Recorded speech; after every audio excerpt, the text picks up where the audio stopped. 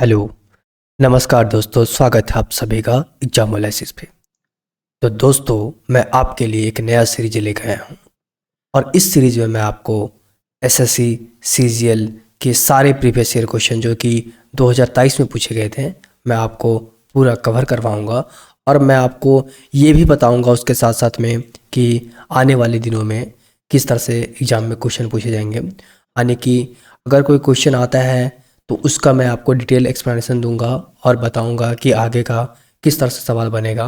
और ये भी आप मान के चलो कि अगर आप ये सीरीज को कर लेते हो पूरे ईमानदारी से और तो आपका 13 to 16 मार्क्स 16 क्वेश्चंस आपका कहीं नहीं जाएंगे 20 आउट ऑफ 25 में। तो ये ध्यान में रख के मैंने इस कोर्स को तैयार किया है और मैं आपको श्योर करना चाहता हूँ कि अगर आप सिर्फ यही कोर्स करके एग्ज़ाम में जाते हो फिर भी आप एवरेज से ऊपर आ सकते हो। तो इस कोर्स में मैं आपको जो भी क्वेश्चन उठाऊंगा उस क्वेश्चन के बारे में, अगर वो इम्पॉर्टेंट है तो उस क्वेश्चन के बारे में मैं आपको ये भी जानकारियाँ दूंगा कि उससे आने वाले समय में किस तरह क्वेश्चन बन सकते हैं और उससे रिलेटेड तमाम जानकारियों को मैं आपके सामने रखूँगा। तो ये जो है सीरीज वो है एसएससी सीजीएल जो 14 जुलाई शिफ्ट 1 में पूछा गया था। 14 जुलाई का शिफ्ट 1 जो था उसमें जो क्वेश्चन पूछे गए थे वो मैं आपको बताऊंगा। तो ये है PYQS का प्रीवियस ईयर क्वेश्चन का पार्ट 1। और तो चलिए शुरू करते हैं पहला क्वेश्चन की तरफ बिना वक्त गवाए। तो सवाल ये है कि the length of badminton court, जो लेंथ होता है बैडमिंटन कोर्ट का वो कितना होता है। तो ये जो लेंथ होता है बैडमिंटन कोर्ट का सिंगल्स के लिए वो होता है 13.40। और ये ध्यान में आपको रखने ही रखने हैं और बैडमिंटन से रिलेटेड किस तरह के सवाल पूछे गए हैं मैं वो भी आपको बताने का प्रयास करता हूँ और किस तरह से पूछे जाएंगे वो बताने का प्रयास करता हूँ। तो सबसे पहले बैडमिंटन से रिलेटेड आपको दो इम्पॉर्टेंट कप पता होना चाहिए। एक होता है थॉमस कप और दूसरा जो कप है वो है उबर कप। ये दो कप जो आपको बहुत इंपॉर्टेंट है वो हमेशा ध्यान में रखना है।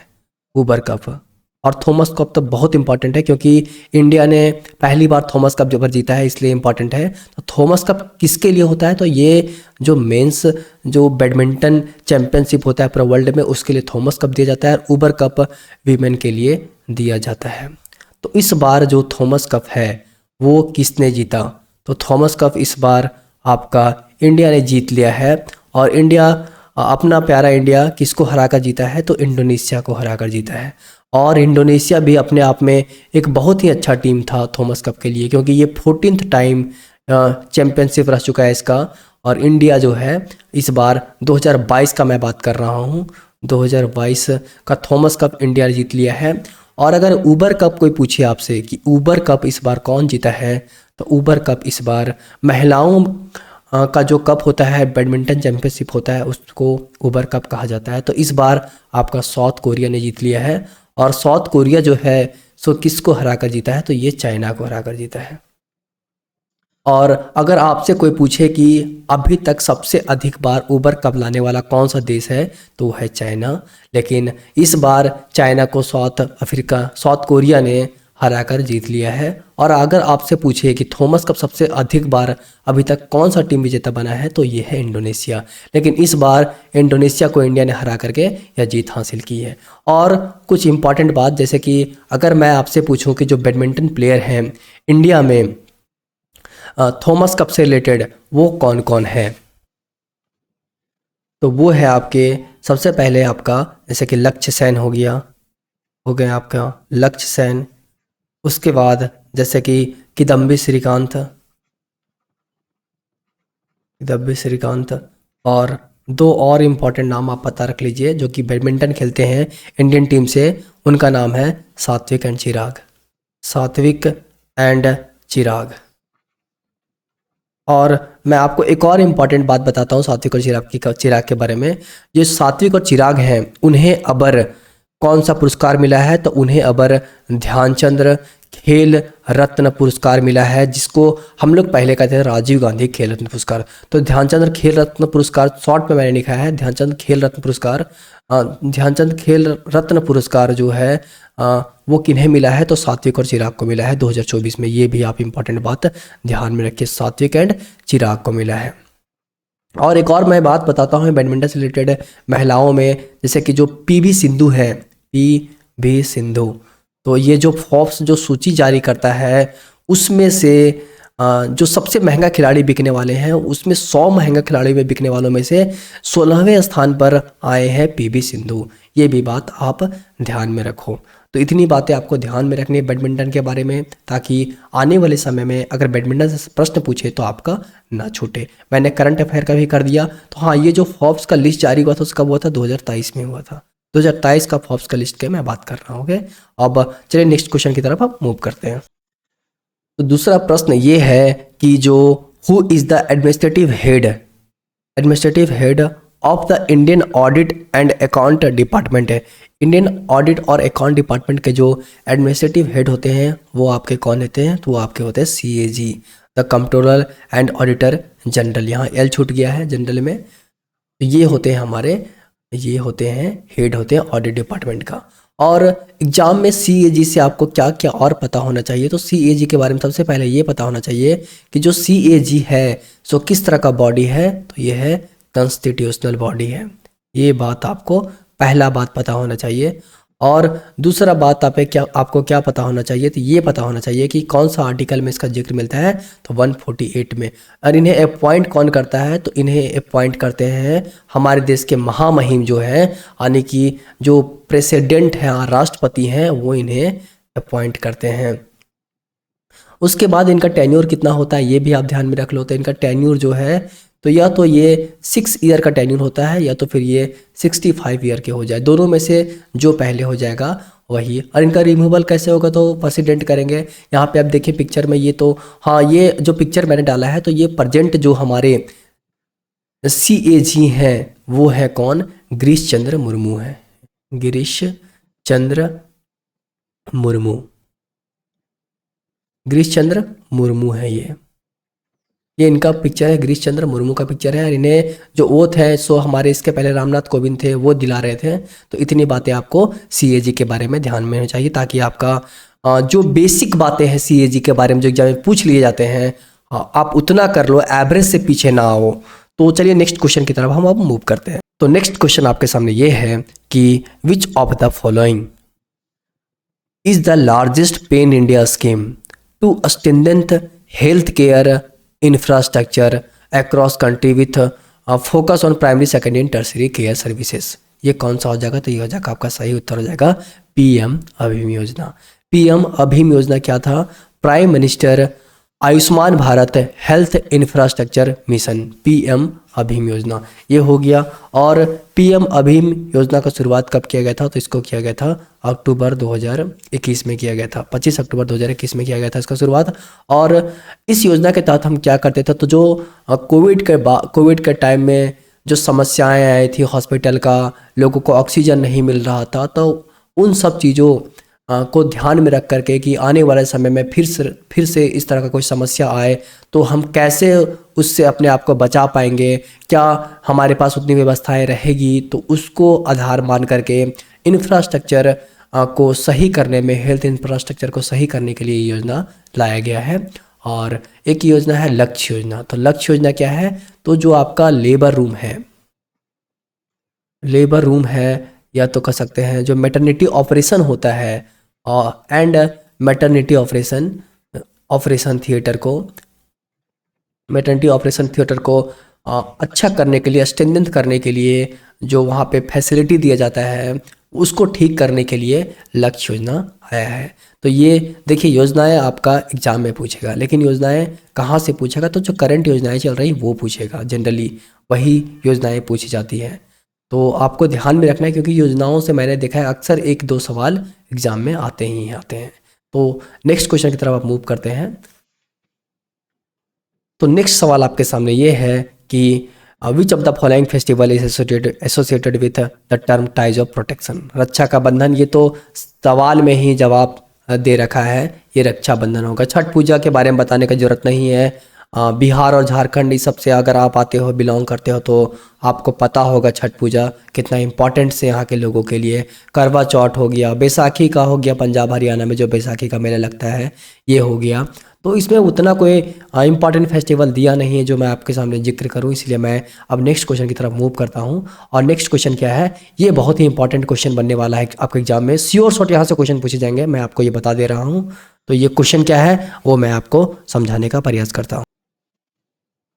तो सवाल आपके सामने ये है कि इन अक्टूबर 2021 19 year old on the silver medal at the world wrestling championship. जो वर्ल्ड रेसलिंग चैंपियनशिप हुआ था 2021 में, उसमें जो सिल्वर मेडल भारत से लाए थी वो कौन लाए थे? तो वो लाए थे आपका अंशु मलिक लाए थे। ये आपका अंशु मलिक लाए थे। लेकिन जो वर्ल्ड रेसलिंग चैंपियनशिप है उनसे और किस तरह का सवाल पूछा जाता है, मैं आपको थोड़ा सा उस पर लाइट डालने का प्रयास करता हूँ ताकि आपको एक आइडिया आ सके कि आपको किस तरह का सवाल पढ़ के जाना है। तो सबसे पहले मैं बताता हूँ कि जो वर्ल्ड रेसलिंग चैंपियनशिप हुआ था 2023, ये आपका कहाँ पे हुआ था? तो ये हुआ था सर्बिया में हुआ था। सर्बिया का जो कैपिटल है वो आपका है बेलग्रेड। सर्बिया का कैपिटल बेलग्रेड में ये हुआ था। और यहाँ पे जो वर्ल्ड रेसलिंग चैंपियनशिप हुआ था, और मैं आपको बता दूं जो वर्ल्ड रेसलिंग चैंपियनशिप होता है वो दो स्टाइल में करवाया जाता है। एक फ्री स्टाइल में करवाया जाता है और दूसरा आपका करवाया जाता है Greco Roman style. Greco Roman style, तो ये मैं दोनों ग्रीको रोमन स्टाइल के में करवाया जाता है। तो मैं आपको बताता हूँ ये दोनों में क्या अंतर है और क्यों करवाया जाता है। तो फ्री स्टाइल में, जो फ्री स्टाइल है, तो फ्री स्टाइल में जो मैन वाला में हुआ था, तो मैन में कौन चैंपियनशिप बना था, मतलब रैंक कौन वन लाया था, कौन सा देश? तो यूनाइटेड स्टेट लाया था रैंक वन। और अगर मैं वही आपसे पूछूं कि फीमेल में रैंक वन कौन आया था, फ्री स्टाइल का मैं बात कर रहा हूँ सबसे पहले, तो वही अगर वीमेन का मैं बात करूँ तो वीमेन में जो रैंक वन आया था वो जापान का आया था। और अगर मैं आपसे पूछूं कि जो ग्रीको रोमन स्टाइल है, ग्रीको रोमन स्टाइल, तो ग्रीको रोमन स्टाइल में जो रैंक वन आया था मैन के कैटेगरी में, वो कौन सा टीम है? तो वो है अजरबैजान। और अजरबैजान का कैपिटल काफ़ी इंपॉर्टेंट है। अजरबैजान का कैपिटल क्या होता है? बाकू है, बाकू। और अगर मैं आपसे पूछूं, अगर आप हमसे पूछो कि जो वीमेन का जो हुआ था ग्रीको रोमन, उसमें से कौन सा देश नंबर वन आया, तो मैं आपको ये इसका उत्तर नहीं दे पाऊंगा। इसलिए नहीं दे पाऊंगा क्योंकि ये हुआ ही नहीं था। ग्रीको रोमन स्टाइल में महिलाओं का वर्ग में नहीं हुआ था। और ये सवाल इंपॉर्टेंट है कि जो अबर वर्ल्ड रेसलिंग चैंपियनशिप हुआ था, क्या इंडिया वहाँ एक ही मेडल नहीं लाया? तो नहीं, इंडिया ने एक मेडल लाया था, ब्रॉन्ज मेडल, ब्रॉन्ज मेडल। और ये जो ब्रॉन्ज मेडल लाने वाली थी सो अंतिम पंगल थी। अंतिम पंगल, ये इंपॉर्टेंट क्वेश्चन है आपका, इसीलिए ये काफ़ी ज़्यादा इंपॉर्टेंट प्रश्न बन जाता है। अंतिम पंगल लाई थी और ये ब्रोंज मेडल लाई थी, और ये 53 कैटेगरी वाला में लाई थी, 53 केजी की कैटेगरी में लाई थी, और ये फ्री स्टाइल में खेले थे आपका। तो ये बात आपको ध्यान में रखना है। जो वर्ल्ड रेसलिंग चैंपियनशिप 2023 हुआ था उसमें इंडिया से मात्र एक मेडल आया था, और वो मेडल लाने वाले हमारे देश की जो है वो है अंतिम पंगल है, और ये 53 केजी में लाए थे और फ्री स्टाइल में लाए थे ब्रॉन्ज मेडल। मैं आपको फिगर दिखा के बताना चाहता हूँ। तो ये जो फिगर है आपका, सबसे ऊपर वाला जो फिगर है वो अंशु मलिक का है, और नीचे वाला जो फिगर है वो है हमारा अंतिम पंगल का। ये आप ध्यान में रखिए। तो वर्ल्ड रेसलिंग चैंपियनशिप में सबसे पहले याद रखना है कहाँ पे हुआ था। दो स्टाइल में होता है, फ्री स्टाइल में, ग्रीको रोमन स्टाइल में होता है। फ्री स्टाइल में मैन के कैटेगरी में कौन नंबर वन आया रैंक वन में, वीमेन में कौन आया, ग्रीको में मैन में कौन आया, क्या भारत से कोई मेडल जीता था। इतनी बातें अगर आप ध्यान में रखते हो तो मैं आपको आश्वस्त करना चाहता हूँ कि आपका एवरेज से ऊपर तक का प्रश्न आपका बन जाएंगे वर्ल्ड रेसलिंग चैंपियनशिप के बारे में। मैंने आपको करंट अफेयर का भी करवा दिया साथ साथ में। तो नेक्स्ट क्वेश्चन की तरफ चलिए मूव करते हैं।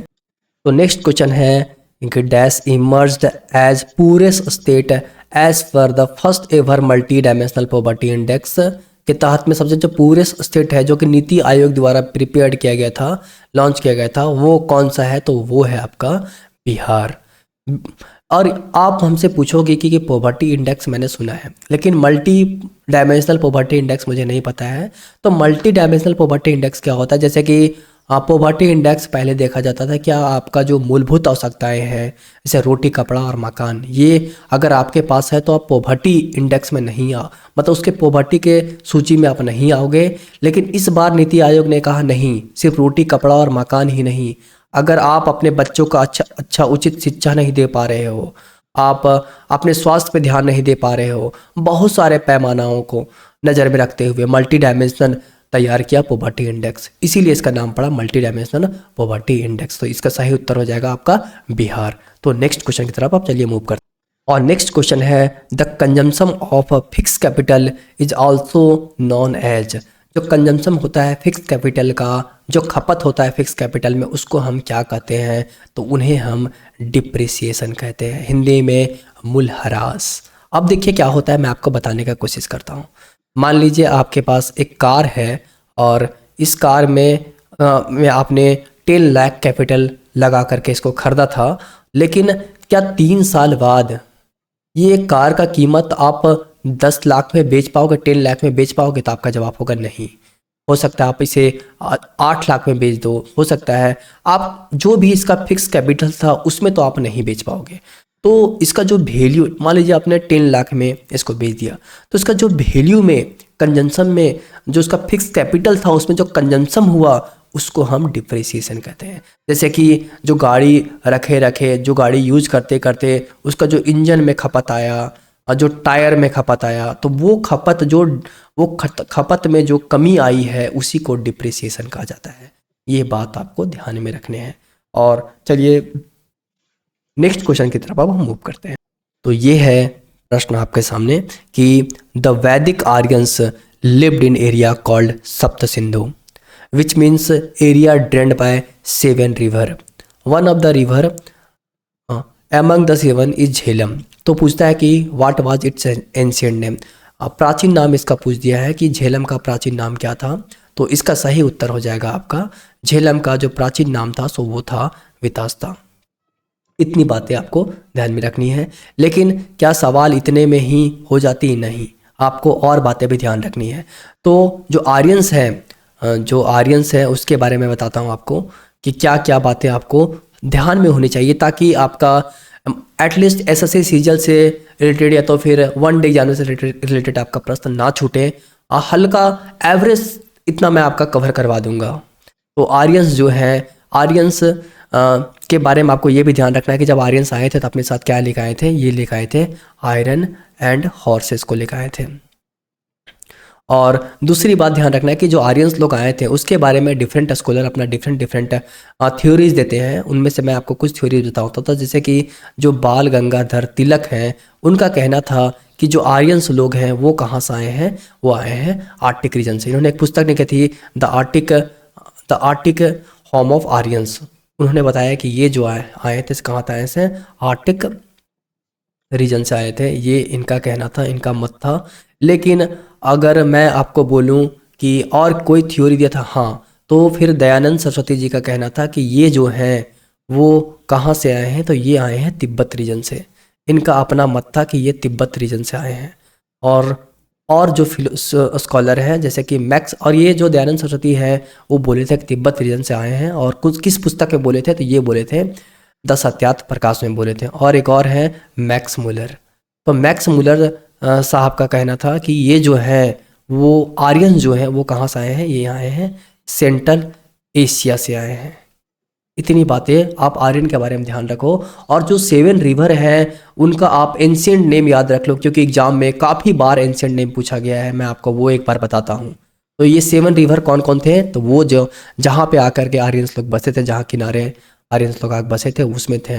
एक इंडस रिवर था आपका, इंडस रिवर। दूसरा में आपका इंडस, झेलम, केनाव, रावी, ब्यास, सतलज और सरस्वती। इतने रिवर थे। तो इंडस रिवर जो था उसका सिंधु रिवर है, आपको हम सबको पता है सिंधु रिवर इसका पहले कहते थे। और झेलम रिवर को हम लोग क्या कहते थे? इसको कहते थे वितास्ता। जो ऊपर प्रश्न पूछा था, चेनाब को क्या कहते हैं? अशिकिनी कहते हैं। और फिर रावी को पारुशनी कहा जाता है, पारुशनी, और ब्यास को विपास कहा जाता है, और फिर जो सतलज है उसको सतुद्री कहा जाता है, सतुद्री, और फिर सरस्वती को सरस्वती रिवर कहा जाता है। और सरस्वती रिवर से ये भी प्रश्न पूछता है कि जो सरस्वती रिवर है, ये सवाल आपसे पूछेगा जो आर्यंस लोग थे तो कहाँ फ्लोरिस्ट हुए थे, कहाँ फ्लोरिस्ट हुए थे, तो ये आपका सही उत्तर हो जाएगा सरस्वती रिवर। तो इतनी बातें मैंने आपको एक्स्ट्रा बताया जो कि आप ध्यान में रखो अगर आप एटलीस्ट एवरेज में रहना चाहते हो। तो देखो, एक बात है, कड़वा है लेकिन सच है, कि बिना आप जब तक सवालों को जब तक जितना ज़्यादा सॉल्व नहीं करोगे, सिलेक्शन उससे उतना ही आप पीछे होते जाओगे। मैक्सिमम प्रश्न लगाओ, एक बार कॉन्सेप्ट बिल्डअप करो, फिर प्रश्न लगाओ और प्रश्न का पैटर्न पकड़ो। आप देखना, आपको इतना फ़ायदा होगा, इतना फ़ायदा होगा कि आपके मार्क्स बढ़ेंगे, ज़रूर बढ़ेंगे, और आपका सिलेक्शन भी होगा, मुझे विश्वास है आप पे। नेक्स्ट क्वेश्चन की तरफ चलिए मूव करते हैं। तो नेक्स्ट क्वेश्चन ये है आपके सामने कि जो चोला एडमिनिस्ट्रेशन है, उसमें जो असेंबली होता था was the assembly in the village which inhabited predominantly by the Brahmins. Brahmin के द्वारा प्रीडोमिनेंटली किया जाता था, उसको इनहेबिटेड किया जाता था, उसको हम क्या बोलते थे? तो आपका सही उत्तर हो जाएगा सभा, सभा बोलते थे। और मतलब सभा क्या होता था, जैसे कि एक गांव है और उसमें जो मतलब सभा होती थी, असेंबली बैठाया जाता था और वो ब्राह्मण के द्वारा उसको व्यवस्थित, ब्राह्मण हेड होते थे, प्रीडोमिनेंट होते थे, तो उसको सभा कहा जाता था। जैसे गांव में भी सभा आयोजित होती है, तो उसको उसी तरह पहले भी था, चोला अंपायर के समय में भी था। तो और एक प्रश्न बनता है आपका कि जैसे कि आपका उर हो गया, खिल हो गया, नगरम हो गया, ये क्या होता है? तो उर जो है सो क्या होता है, ये जो चोला अंपायर आपका है उसमें जो स्मॉलेस्ट एडमिनिस्ट्रेटिव यूनिट है उसको हम लोग क्या बोलते हैं? उन्हें हम लोग बोलते हैं उर बोलते हैं। स्मॉलेस्ट यूनिट ऑफ एडमिनिस्ट्रेशन जो था वो होता था उर एडमिनिस्ट्रेशन। और दूसरा बात, अगर खिल्ली आपसे पूछे कि खिल्ली क्या होता था, तो ये कि चोला एम्पायर में मिलिट्री यूनिट होता था और इस मिलिट्री यूनिट में आपका कितने सोल्जर होते थे? तो 100 सोल्जर्स होते थे इस मिलिट्री यूनिट में, इसको खिल्ली कहा जाता था। और नगरम, जैसे अभी भी बोलते हैं नगरम, नगर कौन सा नगर? और तो ये नगरम उस समय जो चोला अंपायर में जो टाउन होते थे या तो फिर जो सिटी होते थे उन्हें हम लोग क्या कहते थे? नगरम कहते थे। और जो चोला अंपायर है आपका, तो चोला अंपायर में आपको क्या क्या ध्यान में रखने हैं ये भी और मैं बताता हूँ इसके बारे में। तो जो चोला अंपायर है उसका कैपिटल कहाँ है ये भी ध्यान रखिए। तो जो चोला अंपायर का जो कैपिटल था वो कहाँ था? वो था तंजौर, तंजौर, और तंजौर था, और जो कि कावेरी रिवर के बगल में है तंजौर। और जो एक चीज़ और, जो चोला अंपायर है उसके बारे में एक बार ये याद रखिए कि जो चोला अंपायर था वो अपने टाइम में, मतलब कि जो तमिल लिटरेचर का टाइम का गोल्डन एज माना जाता है, यानी कि जो तमिल लिटरेचर है, तमिल लिटरेचर उसका गोल्डन एज कहा जाता है किसको? चोला एम्पायर को। ये भी आप ध्यान रखो, तंजौर कैपिटल तंजौर है और चोला एम्पायर को तमिल लिटरेचर का गोल्डन एज कहा जाता है। इतनी बातें आप ध्यान में रखो एटलीस्ट चोला एम्पायर के बारे में। हाँ, और चोला एम्पायर का जो फाउंडर है कौन सा है? वो है विजयला चोला, विजयला, विजयला, विजयला चोला है। तो ये भी आप ध्यान में रखो इतनी बातें। तो चलिए नेक्स्ट क्वेश्चन की तरफ हम मूव करते हैं अब।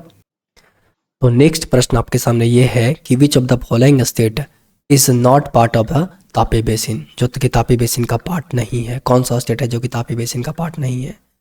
तो मैं आपको सबसे पहले बताता हूँ, इसका सही उत्तर आपका हो जाएगा राजस्थान।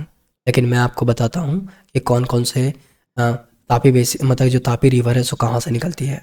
तो तापी रिवर जो है तो आपका निकलती है सतपुरा रेंजेस से। देखिए 3 रेंजेस होते हैं, एक होता है आपका अरावली, विंध्या और फिर सतपुरा। तो सतपुरा रेंज से आपका तापी नदी निकलता है, नर्मदा नदी निकलता है। तो जो ये है, जो आपका ये रिवर दिख रहे हैं ये तापी रिवर है, और तापी रिवर जो है सो सतपुरा रेंज से निकला। उसके बाद जो कि मध्य प्रदेश में है, मध्य प्रदेश से होकर के आपका महाराष्ट्र आया और फिर गुजरात में जा कर के अपना, गुजरात से होते हुए आपका गल्फ ऑफ खंबात में से होकर के अरेबियन सागर में पानी वहाँ पे डिस्चार्ज कर देता है। ये आप ध्यान में रखिए। और जो तापी रिवर है सो 3 स्टेट से कवर करती है, सबसे पहले मध्य प्रदेश, उसके बाद महाराष्ट्र, उसके बाद गुजरात। 3 स्टेट से होकर के जाती है और अपना पानी गल्फ ऑफ खंबात में जा कर के छोड़ देती है। और ये भी याद ध्यान रखो कि ऐसी 3 नदियां हैं जो कि आपका रिफ्ट वैली से होकर के, यानी कि ब्रंच घाटी से होकर के बहती है, रिफ्ट वैली से होकर के गुजरती है। तो वो 3 नदियां कौन कौन है? तो एक आपका है नर्मदा, तापी और दामोदर। 3 नदियां हैं, नर्मदा, तापी और फिर दामोदर। ये 3 नदियां हैं जो कि रिफ्ट वैली से होकर गुजरती है। रिफ्ट वैली क्या होता है? मान लो ये आपका कोई आकृति है, ठीक है, और यहाँ पे हम अगर प्रेशर एग्जर्ट कर रहे हैं, प्रेशर लगा रहे हैं, प्रेशर लगाए धीरे धीरे कटते कटते कटते कटते ये आपका इस तरह का आकृति बन जाएगा। इस तरह का आकृति बन जाएगा, देखो आप, इस तरह का आकृति बन जाएगा। तो यहाँ से जो नदी होके गुजरेगी, यहाँ से, उसी को बोलते हैं रिफ्ट वैली। तो 3 नदियाँ भारत में ऐसी हैं जो कि आपका रिफ्ट वैली से होकर गुजरती है, नर्मदा, तापी, दामोदर। ये बात आप ध्यान में रखो। और मैं बोलूँगा कि रिवर बहुत इंपॉर्टेंट टॉपिक है, आप रिवर कर लो, एक बार देख लो ईस्ट फॉलोइंग रिवर कौन सा होता है, वेस्ट फॉलोइंग रिवर कौन सा होता है, और फिर पेनिनसुलर रिवर कौन कौन है, ये आप ध्यान में रखो। आपका प्रश्न एक रिवर से पूछे जाते हैं, मैं इसके लिए एक आपके लिए सेपरेट वीडियो बना दूंगा। तो चलिए अब नेक्स्ट क्वेश्चन की तरफ मैं मूव करता हूँ। तो जो हमारा नेक्स्ट प्रश्न है, सवाल है, ये है, which of the following is used as cooling medium? ये इंपॉर्टेंट है। For large hadron collider and the super conducting magnet in MRI scanners and NMR spectrometer. तो इसके लिए इसका सही उत्तर हो जाएगा हीलियम। हीलियम ही आपका सही उत्तर क्यों होगा? तो हीलियम एक गैस है, और हीलियम गैस का एक प्रॉपर्टीज है कि हीलियम गैस को हम लोग कूलिंग मीडियम के रूप में, कूलिंग एजेंट के रूप में यूज करते हैं। क्यों यूज करते हैं? क्योंकि जो हीलियम है, अगर अगर ये गैस में हीलियम है, तो अगर आप इसको -143 डिग्री सेल्सियस तक भी ले जाओ, फिर भी ये लिक्विड तक कन्वर्ट नहीं होगा। इसके इस प्रॉपर्टीज़ के कारण हम लोग इसको कूलिंग एजेंट के तौर पे यूज करते हैं। वही अगर आप वाटर लेते हो, जैसे ही -1 डिग्री सेल्सियस तक पहुंच जाते हैं तो वो आइस बन जाती है। लेकिन ये हीलियम है, अगर -143 डिग्री सेल्सियस भी पहुंच जाए तो फिर भी ये लिक्विड तक कन्वर्ट नहीं होता है, और इस प्रॉपर्टीज़ के कारण से हम लोग हीलियम को एज अ कूलिंग एजेंट के रूप में यूज करते हैं। तो ये आपका सवाल था। अब नेक्स्ट क्वेश्चन की तरफ मूव करते हैं हम लोग। तो नेक्स्ट क्वेश्चन क्या है आपके सामने, वो देखो। तो सवाल ये है कि in 2018 Google doodles celebrated the 100th birthday of Mrinalini Sarabhai. She is an exponent of which of the following dance form? वो कौन से डांस फॉर्म का एक्सपोनेंट थी? तो वो आपका सही उत्तर हो जाएगा भारतनाट्यम एंड कथकली। भारतनाट्यम और कथकली ये दोनों करते थे मृणालिनी साराभाई। और ये है पिक्चर जो है सो मृणालिनी साराभाई का है। और मैं आपको इसमें कुछ कुछ और इम्पॉर्टेंट बात बताता हूँ। आप ये मान के चलो कि क्लासिक डांस से एक सवाल तो पक्के हैं, आने ही आने, इसीलिए से रट लो, कंफर्म कर लो, आपका हर शिफ्ट में इसका सवाल मिलेगा, इसीलिए आप कर लो, इन्हें ज़रूरी है। उसके बाद और कुचिपुड़ी एंड भारतनाट्यम कौन करता है? तो कुचिपुड़ी भारतनाट्यम ये करती है मल्लिका साराभाई। दोनों जो ये है वो मल्लिका साराभाई करती है। मैं आपको कुछ बताता हूँ जो कि डांसर है, क्लासिकल डांसर, उसके बारे में बताता हूँ। तो भारतनाट्यम कहाँ सबसे पहले कहाँ होता है? ये तमिलनाडु का डांस है भारतनाट्यम, ये भी ध्यान में रखो। उसके बाद भारतनाट्यम कौन कौन करता है, मैं आपको उसका थोड़ा सा एक झलक दिखाना चाहता हूँ। भारतनाट्यम, भारतनाट्यम आपको कैसे ये याद करने हैं सो? तो भारतनाट्यम में कौन कौन है? सबसे पहले आपको क्या रखना है? तो एक मृणालिनी साराभाई याद रखना है, मृणालिनी साराभाई। और मृणालिनी साराभाई की जो बेटी है वो, उनका नाम जो है सो क्या है? उनका नाम है मल्लिका साराभाई। तो ये दोनों याद रखना है, मृणालिनी साराभाई, मल्लिका साराभाई, मल्लिका साराभाई। और फिर दो हो गए। उसके बाद आपको याद रखना है, तीसरा जो याद रखना है वो है यामिनी कृष्णा मूर्ति, यामिनी, यामिनी कृष्णा मूर्ति, कृष्णा मूर्ति। और फिर उसके बाद रुक्मिणी देवी, रुक्मिणी, रुक्मिणी देवी।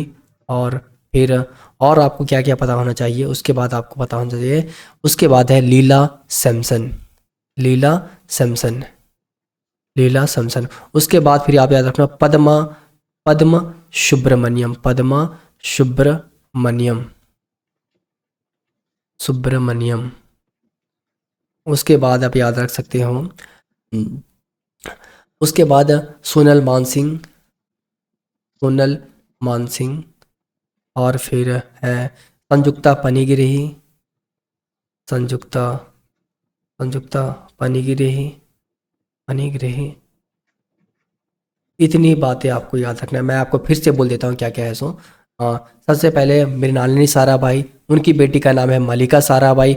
आमिनी कृष्णामूर्ति, रुक्मणी देवी। मिनी मिनी यहाँ से याद हो जाएगा। उसके बाद लीला सैमसंग हो जाएगा, पद्मा सुब्रमण्यम हो जाएगा, सोनल मानसिंह हो जाएगा, संयुक्ता पनिगिरी हो जाएगा। इतने आपको ध्यान में होने चाहिए। एक और है टी बाला सरस्वती, एक और आपको याद रखना है टी बाला सरस्वती, टी बाला सरस्वती। इतनी आपको याद है। और मैं कुछ और इम्पॉर्टेंट इन्फॉर्मेशन आपको देता हूँ इसके बारे में, कुछ और जो इम्पॉर्टेंट इन्फॉर्मेशन मैं वो देने का प्रयास करता हूँ। तो जो आपका अगर मैं आपको बोलूँ कि क्या कोई ऐसे एक्सपोनेंट है जैसे कि मृणालिनी साराभाई दोनों करती थी, ये आपका भारतनाट्यम भी करती थी और कथकली भी करती थी। भारतनाट्यम और कथकली दोनों करती थी ये। उसी तरह से क्या कोई और ऐसा एक्सपोनेंट है, कोई ऐसी कलाकार है जो कि दोनों करती है? हाँ, तो मैं आपको वो बातें बताने की कोशिश करता हूँ। जैसे कुचिपुड़ी है और भारतनाट्यम है, ये दोनों अगर मैं कहूँ कि कुचिपुड़ी और भारतनाट्यम जो दोनों करते हों उनका नाम आप बताओ, तो उनका नाम, दो नाम आप याद रखो। एक नाम याद रखो आप, आमिनी कृष्णामूर्ति, आमिनी कृष्णामूर्ति, कृष्णामूर्ति। और दूसरा नाम याद रखो आप इसके साथ साथ में मल्लिका साराभाई, मल्लिका साराभाई। और मल्लिका साराभाई कौन थी? तो ये मृणालिनी साराभाई की बेटी थी। ये हो गया दो। अगर मैं आपसे पूछूं कि क्या कोई और कलाकार है ऐसा, हाँ, एक सोनल मानसिंह का याद नाम रखो, सोनल मानसिंह। और जो सोनल मानसिंह है ये दो क्लासिक डांस करती है, एक भारतनाट्यम और दूसरा उड़ीसी। मतलब ये भारतनाट्यम भी कर लेती हैं और दूसरा में उड़ीसी भी कर लेते हैं, उड़ीसी। ये दो याद कर लेना आपको। मतलब सोनल मानसिंह अगर कहेगा तो भारतनाट्यम और उड़ीसी दोनों कर लेती है। और अगर मैं कहूँ आमिनी कृष्णामूर्ति और मल्लिका साराभाई कौन सा दो डांस एक साथ कर सकते हैं, तो वो मतलब कि कर लेते हैं, दोनों डांस कर लेते हैं, कुचिपुड़ी और भारतनाट्यम। और सोनल मानसिंह के बारे में आपको ये भी बता देता हूँ कि जो सोनल मानसिंह है उन्हें 1992 में पद्म भूषण मिला था और 2003 में उन्हें पद्म विभूषण मिला था। ये भी इंपॉर्टेंट है सोनल मानसिंह के बारे में। तो इतनी बातें आपको ध्यान में रखनी चाहिए भारतनाट्यम के बारे में। मैंने आपको क्या बताया, मैं एक बार फिर से आपको संक्षिप्त करता हूँ कि आप इसको पढ़ोगे कैसे। तो भारतनाट्यम का मैंने जितना भी आपको बताया कि कौन कौन सा है जो भारतनाट्यम को परफॉर्म करते हैं, और वो आप ध्यान में रखोगे। दूसरा मैंने आपको बताया कि एक साथ जो करते हैं, जैसे कि दोनों करते हों, तो भारतनाट्यम और कथकली जो दोनों करती है वो कौन है? वो है मृणालिनी साराभाई। और कुचिपुड़ी और भारतनाट्यम जो दोनों करते हैं वो कौन है? आमिनी कृष्णामूर्ति और मल्लिका साराभाई। उसके बाद मैंने आपको बताया कि जो भारतनाट्यम और उड़ीसी जो दोनों करती हो उसका क्या नाम है? सोनल मानसिंह। और सोनल मानसिंह का एक और फैक्ट एक्स्ट्रा याद रखो कि 1992 में इनको पद्म भूषण और 2003 में पद्म विभूषण मिलता है। इतनी बातें आप ध्यान में रखो। मैक्सिमम सवाल आपके पकड़ा जाएंगे, एलिमिनेट हो जाएंगे। भारतनाट्यम मैंने सिर्फ आपको बताया है। चलिए तो नेक्स्ट क्वेश्चन की तरफ अब हम मूव करते हैं। उसके कहता है कि जो भारतनाट्यम है, सबसे पहले पता चलेगा तमिलनाडु का है। Express south Indian religious themes, spiritual ideas of, किसके स्पिरिचुअल आइडियाज को बताता है? तो सैविज्म को, सैविज्म के जो स्पिरिचुअल आइडिया है उसके बारे में बताता है। और मैंने आपको बता ही दिया, आपको हमेशा ध्यान में रखना है, हमेशा यह पता होना चाहिए, याद कर लो, आप रट लो इसको कि भारतनाट्यम के कौन कौन सा एक्सपोनेंट है, भारतनाट्यम कहाँ परफॉर्म किया जाता है, इतना आपको याद होना ही चाहिए। मैं आपको बार बार रिपीट करता हूँ, ये बहुत इंपॉर्टेंट टॉपिक है। उसके बाद चलिए नेक्स्ट क्वेश्चन की तरफ अब हम मूव करते हैं। तो नेक्स्ट सवाल आपके सामने ये है कि who among the following musician is popular for his mastery over the musical instrument sitar. मतलब सितार के ऊपर जो अपना मास्टरी हासिल कर लिया था, मास्टरी हासिल किया था, वो कौन है? तो वो है आपका विलायत खान। और ये पिक्चर जो मैंने लगा रखा है वो है विलायत खान का ही फोटो है। मैंने आप देखोगे कि हर एक शिफ्ट में स्टैटिक से 5 से 6 क्वेश्चन पूछे गए एसएससी में। मतलब स्टैटिक कितना इंपॉर्टेंट है, स्टैटिक पोर्शन, ये आप इसे अंदाज़ा लगा सकते हो। तो आपको सितार के बारे में और जो कुछ प्लेयर है उसको याद रखना है। जैसे सितार के बारे में सबसे पहला जो प्लेयर है वो है आपका पंडित रविशंकर। और पंडित रविशंकर जो है ये मतलब कहो कि इनको भारत रत्न कब मिला था? तो 1999 में मिला था। मतलब ये बहुत इंपॉर्टेंट नाम है सितार में, पंडित रविशंकर। और पंडित रविशंकर को भारत रत्न 1999 में मिला था। और इनका ऑटोबायोग्राफी, उनका नाम है माई लाइफ माई म्यूजिक। और दूसरा जो आपको याद रखना है, उमा शंकर मिश्रा याद रखना है, निखिल बनर्जी याद रखना है, बंदे हसन याद रखना है, बुद्धदत्त मुखर्जी याद रखना है और विलायत खान याद रखना है। मतलब इतने एक्सपोनेंट, इतने जो म्यूजिशियन है जो कि पॉपुलर है सितार के लिए, वो इतने आप ध्यान में रखो, आपका काम हो जाएगा। अब नेक्स्ट क्वेश्चन की तरफ मूव करते हैं, क्वेश्चन नंबर 15। क्वेश्चन नंबर 15, तो देखिए क्वेश्चन नंबर 15 क्या कहता है। तो सवाल ये है कि which of the following countries was the host of AFC Asian football confederation women's Asia cup football 2022, women's Asia cup football 2022।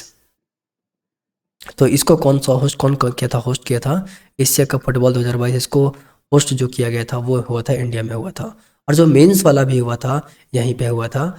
और एक बात और मैं आपको इसमें बता दूं कि जो मेंस वाला जो हुआ था ये भी इंडिया में हुआ था, होस्ट किया था, इंडिया होस्ट किया था।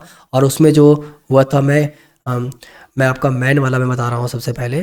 तो इसमें जो हुआ था वो इंडिया में हुआ था, और साउथ कोरिया और चाइना के बीच में फाइनल हुआ था, जिसमें चाइना टीम ने जीत हासिल कर लिया है। और तो यहाँ पे है साउथ कोरिया वर्सेस चाइना, तो चाइना आपका विजय बना था, ये भी ध्यान रखना है। लेकिन ये मैंने थोड़ा सा गलती का सॉरी, मतलब थोड़ा सा मेरे से गलती हो गई, वीमेंस वाला ही है। एक्चुअली हुआ क्या कि जो चाइनीज़ में मैन और वीमेन एक ही जैसा दिखते हैं, तो मैं कंफ्यूज कर गया था। तो जो एशियन चैम्पियनशिप हुआ था वीमेन का, वो एशियन फुटबॉल कन्फेडरेशन वाला, वो साउथ कोरिया को हरा करके किसने जीता था, चाइना ने यह खिताब जीत लिया था। और आपको फुटबॉल के बारे में आपको एक चीज़ और बताता हूँ कि जो 2023 में फीफा वर्ल्ड कप हुआ था फुटबॉल का वीमेंस के कैटेगरी में, तो उसमें कौन जीता था, तो इसमें स्पेन ने इंग्लैंड को हरा करके ये खिताब जीत लिया था, ये भी ध्यान रखें आप। और 2022 वाला सबको पता ही होगा, 2022 का फीफा जो मेंस वाला हुआ था उसमें अर्जेंटीना जीता था। किसको हरा कर जीता था, मैं आपसे पूछता हूँ। तो अर्जेंटीना ने फ्रांस को हरा कर जीता था, तो इसमें अर्जेंटीना वर्सेस फ्रांस हुआ था। तो यहाँ पे अर्जेंटीना जीत गया था, फ्रांस को हरा कर इसमें स्पेन जीता था। और मैं आपको एक सवाल पूछता हूँ कि जो अवर सैफ चैम्पियनशिप हुआ था यहाँ पे, उसमें कौन जीता था। सैफ चैम्पियनशिप जो 2023 में हुआ था, इसमें इंडिया आपका विजय बना था, इंडिया जीता था। और इंडिया किसको हरा कर जीता था, तो इंडिया जो है सो कुवैत को हरा करके जीता था। इतनी बातें आप ध्यान में रखो। और एक दो बातें और मैं आपको बता देता हूँ कि जो संतोष ट्रॉफी होता है, सब मैं फुटबॉल से रिलेटेड आपको बातें बता रहा हूँ। और जो ये संतोष ट्रॉफी होता है, सो इस बार जो संतोष ट्रॉफी जो 2023 में हुआ था, 2023 में हुआ था, ये संतोष ट्रॉफी किसने जीता, तो ये कर्नाटक ने मेघालय को हरा करके जीता है। कर्नाटका ने किसको हरा कर जीता है, तो मेघालय को हरा कर जीता है। मेघालय को हराकर कर्नाटक ने जीत लिया है, इसमें कर्नाटक जीत हासिल कर चुका है। तो इतनी बातें आप ध्यान में रखो। क्या क्या ध्यान में रखना है, एक तो मतलब जो 2022 में हुआ था women's Asia cup football AFC Asian football confederation, और ये हर 4 साल में होता है। तो इसको साउथ कोरिया वर्सेस चाइना हुआ था, जो फाइनल हुआ था उसमें चाइना ने जीत लिया था। उसके बाद 2023 का जो फीफा वीमेंस कप हुआ था वो स्पेन ने जीता था, इंग्लैंड को हरा करके जीता था। उसके बाद 2022 का फीफा जो कप हुआ था अर्जेंटीना ने फ्रांस को हरा कर जीता था। उसका सैफ वाला 2023 वाला इंडिया ने कुवैत को हरा कर जीता था, इंडिया ने इसको में जीता था। और संतोष ट्रॉफी जो हुआ था सो कर्नाटक जीता है मेघालय को हरा करके। तो इतनी बातें आप ध्यान रखो फुटबॉल से रिलेटेड, आपके सवाल थोड़े आसान हो जाएंगे एग्जाम में। उसके बाद मैं आपको थोड़ा नेक्स्ट क्वेश्चन बताता हूँ। तो नेक्स्ट क्वेश्चन आपके सामने ये है। तो सवाल ये है कि MS भक्ति Pradeep Kulkarni was confirm with arjuna award 2022 for her outstanding contribution in which of the following sport. कौन सा स्पोर्ट में आउटस्टैंडिंग कंट्रीब्यूशन के कारण से इन्हें मिला था, अवार्ड मिला था, अर्जुना अवार्ड मिला था। तो ये बात मैं आपको बताना चाहता हूँ। ये हो जाएगा आपका सही उत्तर, इसका हो जाएगा चेस हो जाएगा। और मैं आपको चेस के बारे में कुछ और भी बातें बताता हूँ कि जैसे कि अब जो चेस वर्ल्ड कप हुआ था 2023 में, चेस वर्ल्ड कप जो अबर हुआ है 2023 में, ये कहाँ हुआ था, तो ये हुआ था अजरबैजान का कैपिटल बाकू में हुआ था। अजरबैजान का कैपिटल बाकू में हुआ था, का कैपिटल जो है बाकू में हुआ था। और मैंने इसके पहले भी आपको बताया था कि अजरबैजान क्यों इंपॉर्टेंट है, क्योंकि ये ग्रीको रोमन स्टाइल जो वर्ल्ड रेसलिंग चैंपियनशिप हुआ था उसमें अजरबैजान ने मतलब रैंक 1 हासिल किया था मैन कैटेगरी में, ये ध्यान में रखना। तो इसीलिए मैंने उसमें आपको बताता है कि अजरबैजान का कैपिटल इस बार इंपॉर्टेंट हो जाता है। उसके बाद जो इस बार जो हुआ था चेस वर्ल्ड कप, उसमें किसने जीता? तो इस बार जो जीते थे वो जीते थे मैग्नस कार्लसन ने जीते थे। मैग्नस कार्लसन ने जीते थे। और किनको हरा कर जीते थे? कार्लसन ने जीते थे। और ये जो प्रज्ञानंदा है, रमेश बाबू रमेश बाबू प्रज्ञानंदा को हरा कर जीते थे मैग्नस कार्लसन ने। लेकिन यह गेम ऐसा था कि लोग मैग्नस कार्लसन से ज़्यादा चर्चा या हारने वाला का कर रहे थे, प्रज्ञानंदा का कर रहे थे। उनकी चर्चाएं बहुत हो रही थी क्योंकि काफ़ी कम उम्र में उन्होंने ये मतलब जो विश्व चैंपियनशिप है चेस का उसके साथ खेला और अच्छा खेल खेला। लास्ट राउंड में वो हारे हैं, तो ये बहुत बड़ी बात है। तो ये मैंने आपको बता दिया। और हाँ, इस बार मतलब जो अर्जुना अवार्ड है वो 26 लोगों को दिया गया है। अर्जुना अवार्ड 2024 का मैं बता रहा हूँ, जो 2023 वाला जो दिया गया था 2024 में उसका मैं बता रहा हूँ, जो जनवरी में दिया जाता है। तो 26 लोगों को दिया गया था, जैसे मोहम्मद शमी हो गई, शीतल देवी, बहुत इंपॉर्टेंट नाम है इसमें शीतल देवी जो है, क्योंकि शीतल देवी ये आर्चरी में, पैरा आर्चरी में इन्होंने अच्छा प्रदर्शन और गोल्ड मेडल लाया था। तो उसके लिए शीतल देवी को, ये इंपॉर्टेंट नाम है शीतल देवी। उनके हाथ नहीं थे फिर भी इतनी अच्छी तीरंदाजी की, मानो कि आपको आश्चर्यचकित हो जाए ऐसा उन्होंने प्रदर्शन किया था। तो ये 16 नंबर मैंने आपको बताया। अब क्वेश्चन नंबर मैं आपको 17 की ओर ले चलता हूँ। 17 नंबर क्वेश्चन क्या करता है आपका, हु एमंग द, तो नेक्स्ट सवाल ये है कि who among the following was the founder of Tiger Legion और फ्री इंडिया लीजन। तो इसका सही उत्तर हो जाएगा सुभाष चंद्र बोस। क्या हो जाएंगे? सुभाष चंद्र बोस, नेताजी सुभाष चंद्र बोस। नेताजी सुभाष चंद्र बोस टाइगर लीजन और इंडियन लीजन को बनाए थे और इसके फाउंडर थे। और नेताजी सुभाष चंद्र बोस का जन्म कब हुआ था? तो इनका जन्म हुआ था 23 जनवरी 1897 को हुआ था। और अब जो केंद्र सरकार है सो इनके जन्म दिवस को पराक्रम दिवस के रूप में बना रही है, पराक्रम दिवस के रूप में बनाएगी। और ये भी बात आपको ध्यान रखना है कि पराक्रम दिवस के रूप में बनाएगी। और जो सुभाष चंद्र बोस थे वो 1939 में फॉरवर्ड ब्लॉक का स्थापना किए थे। और फिर ये भी ध्यान रखना है कि इन्होंने एक रेजिमेंट बनाया था, रानी झांसी रेजिमेंट बनाया था। झांसी रेजिमेंट इन्होंने बनाया था। और इनकी जो कैप्टन थी वो थी लक्ष्मी सहगल थी। इतनी बातें आपको ध्यान में रखना है। और एक बात मैं और बता दूं कि जो सुभाष चंद्र बोस थे इतने महान शख्सियत थे कि इन्हें जो जर्मनी के तानाशाह हिटलर थे, जर्मनी के जो तानाशाह थे हिटलर, उन्होंने इन्हें नेताजी का उपाधि दिया था। और इतना ही नहीं, जो कि जापान के, और एक बात और, जो जापान के उसमें रूलर थे उन्होंने इन्हें अंडमान निकोबार फ्री में दिया था, Andaman Nicobar as a gift दिया था इन्हें। इतने ये महान शख्सियत हैं सुभाष चंद्र बोस। इतनी बातें आपको सिर्फ सुभाष चंद्र बोस के बारे में पता होने चाहिए।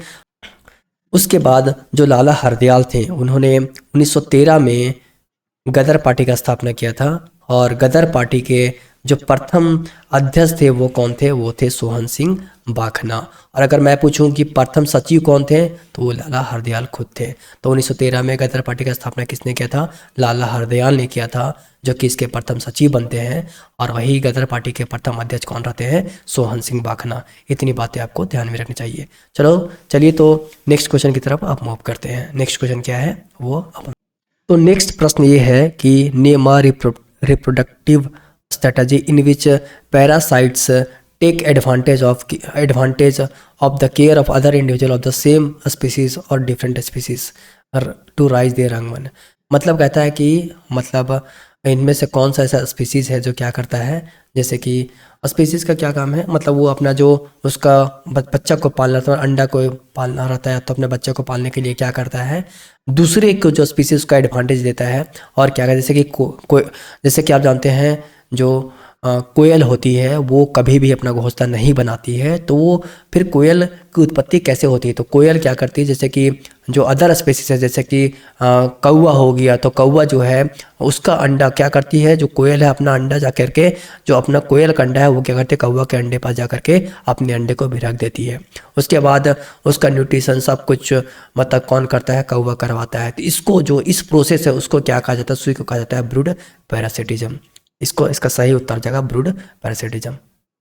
आप समझ में आ गया। अब नेक्स्ट क्वेश्चन की तरफ हम लोग मूव करते हैं। क्वेश्चन नंबर है 19।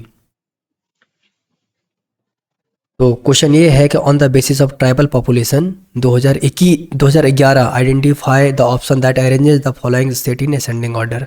असेंडिंग ऑर्डर में हमको अरेंज करना है ट्राइबल पॉपुलेशन के अनुसार से। तो असेंडिंग ऑर्डर क्या होता है, घटते से बढ़ते क्रम में होता है। तो सबसे कम जो है, मतलब कि एक बात बताओ आप, सबसे पहले हमको 3 ट्राइब्स जो है इंडिया में सबसे अधिक पाए जाते हैं। सबसे पहले है भील, कौन सा है, सबसे पहले है भील, और उसके बाद है गोंड, और ये जो है ये है गोंड, और ये जो है वो है संथाली। संथाली लोग हैं जो कि झारखंड में मुख्यतः झारखंड से झारखंड उड़ीसा में पाए जाते हैं। और ये भील है और ये गोंड है। और भील जनजाति सबसे अधिक कहाँ पाई जाती है, तो ये मध्य प्रदेश में पाई जाती है, मध्य प्रदेश में पाया जाता है।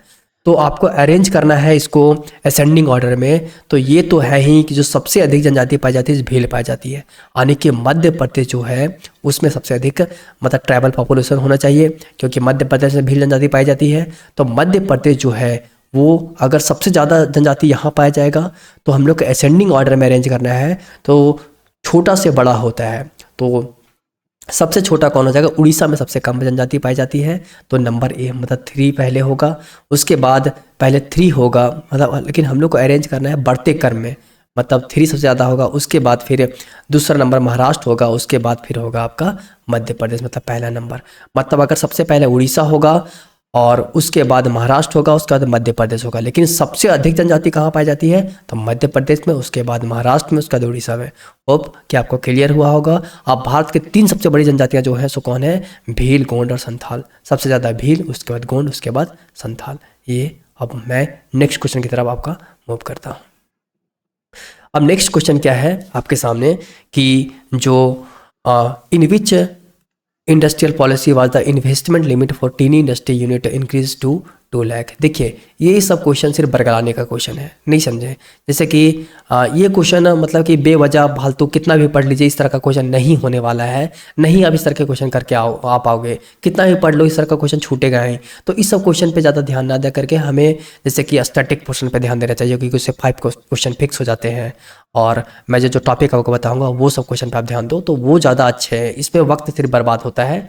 बाद बाकी आप अगर आपके पास उतना टाइम है तो ये सब आप प्रीवियस ईयर सिर्फ देख के चले जाओ, क्योंकि ये सब क्वेश्चन छूटता है। मात्र इसको करने वाले हमको लगता है 10% तक ही होंगे, 5 to 10% तक होंगे। तो चलिए नेक्स्ट क्वेश्चन की तरफ आप मूव करते हैं। नेक्स्ट क्वेश्चन क्या कहता है, सो ये आप देखिए। तो नेक्स्ट क्वेश्चन ये है कि which scientist out of the concept of study state of the universe theory. तो ये हो जाएगा फ्रेड होयल हो जाएगा, इनका सही जवाब हो जाएगा फ्रेड होयल हो जाएगा। Study state of the universe theory जो है सो कहा जाता है कि ये जो थ्योरी है सो अल्टरनेटिव है।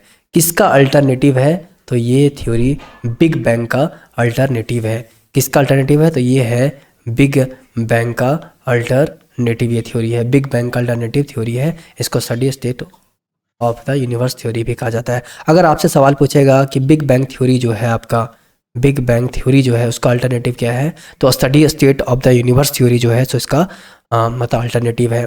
और एक बात और, जो बिग बैंग थ्योरी क्या कहता है कि यूनिवर्स हमेशा एक्सपेंड करते आ रहा है। मतलब कहता है कि एक गॉड पार्टिकल था, उसमें आकर के एक पार्टिकल टकरा जाता है, एक मतलब कि गॉड पार्टिकल आकर टकरा जाता है, उसके बाद जो इसका एक्सप्लोजन होता है मतलब बढ़ते जाता है, दुनिया बढ़ते जाता है, उसको एक बिग बैंग थ्योरी कहा जाता है।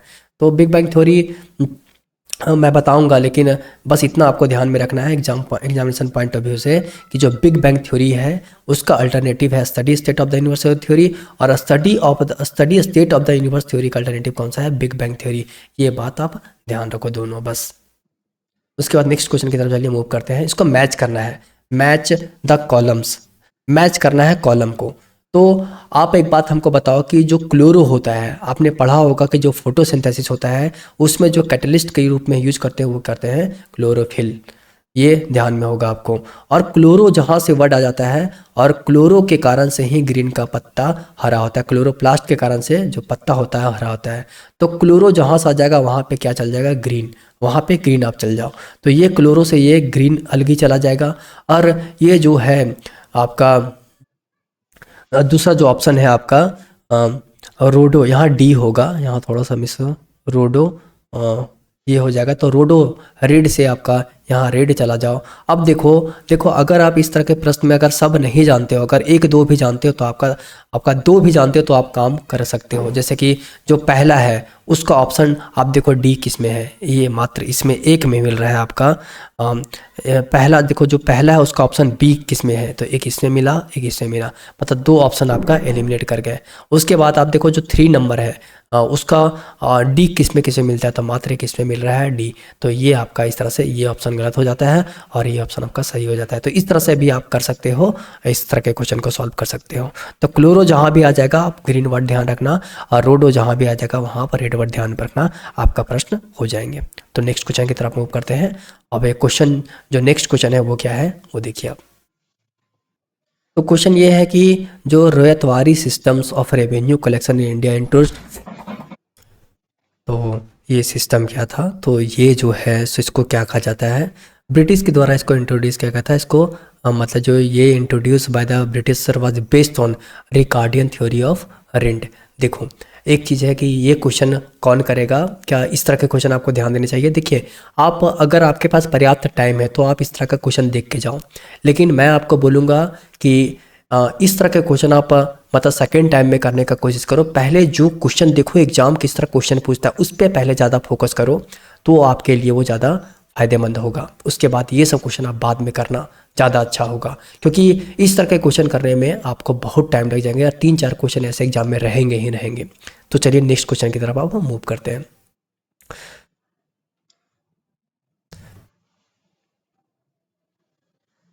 तो प्रश्न ये है आपके सामने कि who received the Nobel prize in 1901 for recognition of extraordinary service rendered by the discovery of the laws of chemical dynamic और and osmotic pressure in solution. इसके लिए किन्हें नोबेल प्राइज मिला था 1901 में, तो इसके लिए मिला था जैकोबस को मिला था। किसको मिला था, जैकोबस को मिला था। देखिए ये क्वेश्चन आपका इंपॉर्टेंट है, लेकिन इससे ज़्यादा इंपॉर्टेंट आपका किस तरह के सवाल अपर एग्जामिनेशन में पूछे जा सकते हैं मैं वो बताता हूँ। तो सबसे पहले आपको नोबेल प्राइज़ के बारे में क्या क्या बातें ध्यान में होना चाहिए। तो नोबेल प्राइज़ जो है, जो नोबेल प्राइज़ है इसके बारे में आपको क्या क्या बातें ध्यान में होनी चाहिए। तो नोबेल प्राइज़ सबसे पहले इसका शुरुआत कब हुआ था, तो 1900 में इसका शुरुआत हुआ था। और सबसे पहले जो प्राइज़ दिया गया था वो 1901 में दिया गया था। और इसमें पहले शुरुआती दिनों में इन पे 5 क्षेत्र को शामिल किया गया था। 5 क्षेत्र इसमें शामिल थे। पहला क्या था, आपको पीस के लिए दिया जाता था उस समय। दूसरा जो था लिटरेचर के लिए दिया जाता था, लिटरेचर के लिए दिया जाता था। और तीसरा जो है वो आपको दिया जाता था केमिस्ट्री के लिए दिया जाता था। और चौथा जो है वो फिजिक्स के क्षेत्र में दिया जाता था। और जो पांचवा है सो मेडिसिन के क्षेत्र में दिया जाता था। लेकिन एक और क्षेत्र शामिल कर लिया गया अब, जो है कि इकोनॉमिक्स। अब एग्जाम में पूछ देगा कि इकोनॉमिक्स को कब शामिल किया गया था। तो इकोनॉमिक्स को 1967 में शामिल किया गया था, लेकिन 1968 में इसे क्या किया गया था, इसको स्थापित कर दिया गया था। 1968 में इसे क्या कर दिया गया था, स्थापित किया गया था। और 1969 में पहली बार इकोनॉमिक्स क्षेत्र में नोबेल प्राइज़ दिया गया था। तो अभी कितने क्षेत्र में दिया जाता है, तो अभी 6 क्षेत्र में दिया जाता है। और ये जो 6 क्षेत्र हैं उसको ध्यान में रखना है कि किस क्षेत्र में कब दिला, किसको किसको मिला, ये ध्यान रखना है। तो जो नोबेल प्राइज़ है सो हर साल अक्टूबर महीने में दिए जाते हैं। हर साल अक्टूबर के महीने में दिए जाते हैं नोबेल प्राइज़। और ये क्षेत्र में दिए जाते हैं। तो अबर जो नोबेल प्राइज़ मिला है वो किसको किसको मिला है, 2023 वाला, ये आप ध्यान में रखो। तो जो फिजिक्स से यानी कि जो भौतिकी का क्षेत्र है, फिजिक्स में है, उसमें किसको किसको मिला है, तो पियरे को मिला है, फेरेनक्रोस को मिला है, और हुलियर को मिला है। उसके बाद जो रसायन यानी कि केमिस्ट्री में मिला है मूजी, लुईस और फिर एलेक्सी एकिमोई को मिला है। उसके बाद चिकित्सा के क्षेत्र में किसको मिला है? कैटालीन और विस्मैन को मिला है। और साहित्य के क्षेत्र में किसे मिला है? तो जॉन फासे। साहित्य आने की लिटरेचर, चिकित्सा आने की मेडिसिन, और शांति के क्षेत्र में नरगिस मोहम्मदी को मिला है। और अर्थशास्त्र के क्षेत्र में किसको मिला है? क्लॉडिया गोल्डन को मिला है। तो इतनी बातें आपको ध्यान में रखनी है। मैं इसमें एक छोटा सा ट्रिक आपको बता सकता हूँ। जैसे कि चिकित्सा है तो अगर काट लिया, जैसे हम लोग सामने कहते हैं सांप काट लिया, तो विषमैन बन जाएगा वो, ठीक है। तो कैटालीन काट लिया मतलब कैटालीन, उसके बाद विषमैन, कैटलीन और विषमैन चिकित्सा हो जाएगा। और फिर फांसे, साहित्य में नहीं, साहित्य में नहीं फंसना, वरना वैसे मैं मजाक कर रहा हूँ, साहित्य अच्छी चीज़ है, तो साहित्य में नहीं फंसना, वरना इंसान उससे इतना मोहब्बत और लगाव कर लेता है कि उसी में फंस के रह जाता है। जॉन फांसे, ये साहित्य में हो जाएगा। शांति नरगिस मोहम्मदी, और अर्थशास्त्र में क्लॉडिया गोल्डन को मिला हुआ है। और रसायन में इसको मैंने इस तरह याद किया है कि मोदी जी, लुइस ब्रूस मोदी जी इसमें है, मुजी जी नहीं मोदी जी मैंने कर दिया इसको, और लुइस ये ब्रूस हो जाएगा और एलेक्सी आई इकोमे हो जाएगा। और भौतिकी क्षेत्र में मैंने याद किया है प्यारे, फेयर एंड लवली लगाओ और हुलिया चेंज करो, मतलब प्यारे, फेरन है, मतलब फेरन क्रोसेज है और हुलियर है। तो मैंने ये किया है प्यारे, फेरन लवली लगाओ और हुलिया चेंज करो। मेरा अपना ट्रिक है, आप अपना बना सकते हो। तो अब नेक्स्ट क्वेश्चन मैं देखता हूँ कि नेक्स्ट क्वेश्चन क्या है। अब नेक्स्ट क्वेश्चन जो है सो है which of the following article of the Indian constitution related to citizenship. ये क्वेश्चन है कि कौन सा इसमें एक आर्टिकल है, कहाँ से, मतलब कौन सा आर्टिकल है जो कि कॉन्स्टिट्यूशन में रिलेटेड टू सिटीजनशिप से कौन कौन रिलेटेड है। तो आर्टिकल जो 5 से 11 है सो ये सिटीजनशिप से रिलेटेड है। मैं आपको इसमें थोड़ा और विस्तृत जानकारी इसका मैं देता हूँ आपको। तो मैं बताता हूँ पार्ट के बारे में। तो अभी जो टोटल पार्ट है इंडियन कॉन्स्टिट्यूशन में वो कितने हैं? वो है 25। लेकिन आपको 25 पूरा का पूरा नहीं याद रखना है। मैं आपको बताता हूँ पार्ट 1 जो है वो है 1 से लेकर के 4 तक, जिसमें यूनियन और इसके टेरिटरी के बारे में बताया हुआ है, यूनियन एंड इट्स टेरिटरी के बारे में बताया हुआ है। ये पहला पार्ट हो गया। और जो दूसरा पार्ट है पार्ट 2 जो है आपका, पार्ट 2 है वो मैंने आपको बता दिया 5 से लेकर के 11 तक है, और ये सिटीजनशिप के बारे में है।